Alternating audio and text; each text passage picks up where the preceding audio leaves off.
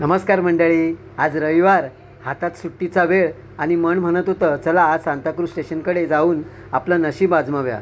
स्टेशनकडे जाताना आम्ही ब्रिजचा रस्ता धरला आणि वाटेतच समोर आली माझी बालपणीची शाळा. पाहिली ते 7वीचे दिवस, मनात अचानक जुन्या आठवणींचे एक सुंदर लाट उमटली. पुढे जाताना ब्रिजवर राजकीय पक्षाचे भले मोठे बॅनर झळकत होते. दहीहंडी, गणेशोत्सव, रक्षाबंधन आणि नारळी पौर्णिमा, सगळीकडून सणांचा शुभेच्छांचा वर्षाव होत होता. ते बॅनर पाहून एकच विचार आला, अरे वा, सण आता खरोखरच अगदी तोंडावर आले आहेत.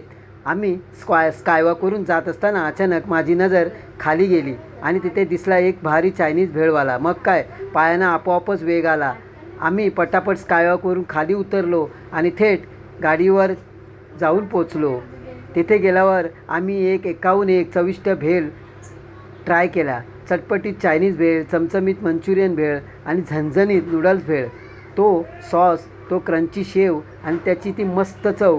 सुट्टीच्या रविवारी यापेक्षा दुसरी भारी सुख काय असू शकतं. आठवणींची शाळा, सणांचं वातावरण आणि जिभेवर रेंगाळणारी चायनीज भेळ, असा रंगला आजचा आमचा रविवार.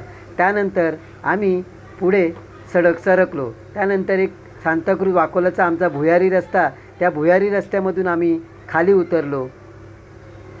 ती भुयारी रस्ता पाहिल्यावर मला क्षणात आठवण आली की या भुयारी रस्त्यामध्ये स्लमडॉग मिलेनियम हा ऑस्कर अवॉर्ड मूवी या चित्रपटाचं शूट झालं होतं. तेही तुम्हाला या मी व्हिडिओ दाखवला आहे, पाहून घ्या. आपला सांताक्रूज वाकोला हायवेजवळचा जो भुयारी रस्ता तुम्हाला यामध्ये दिसेल, तेथेच स्लमडॉग मिलेनियम या चित्रपटाची थोडी शॉर्टची शूटिंग झाली होती. आहे ना एक प्रेक्षणीय स्थळ, पाहून घ्या मग.